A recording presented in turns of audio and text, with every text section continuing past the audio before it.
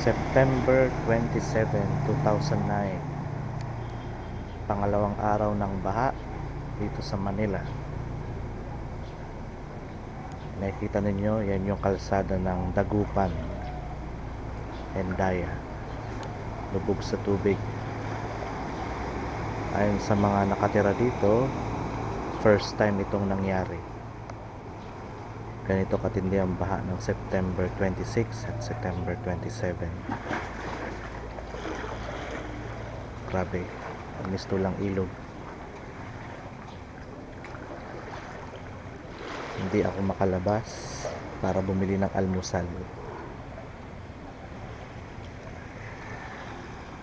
Ang oras ngayon ay 6:35 pa lamang umaga.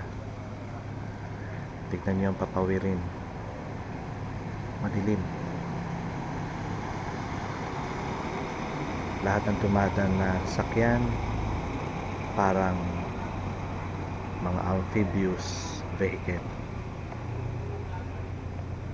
Sa ngayon, umaambon-ambon pa.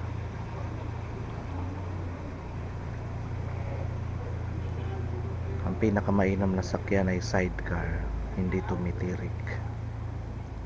Basta hindi titirik yung pumapadyak.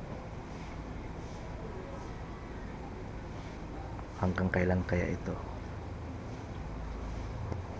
Dapat aalis ako ngayon para sa birthday celebration ng inaanak ko sa Valenzuela. Kaya lang, mas mataas ang tubig doon. Lalong hindi ako po pwedeng bumiyahe.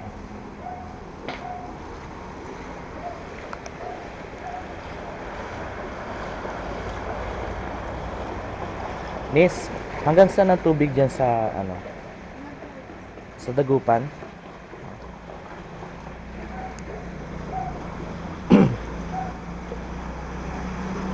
Sa Dagupan hanggang tuhod.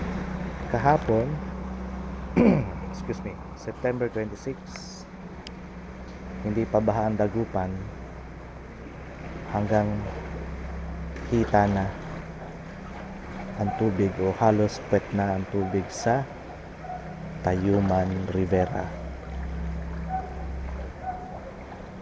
Ano kaya ang tubig ngayon sa Tayuman?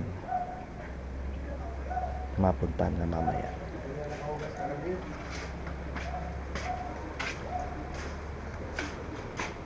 Sige. Bini-video ko lang yung baha. First time daw nagkabaha dito eh. Taga sa taas ka? Sa taas ka nakatira? Ha? Anong pangalan mo? Amado. Diyan ako nakatira.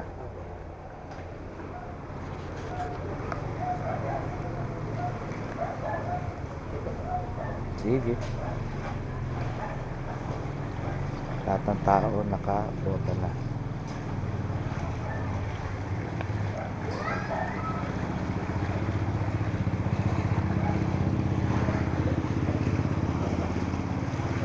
Yung mga ganitong ba, ito yung isa sa paborito ng mga bata eh. Magtatampisaw. Siguro sa bandang tayo makain ng lumangoy. Grabe. Pagkatapos kumain, lalabas ako. Maglalakad-lakad.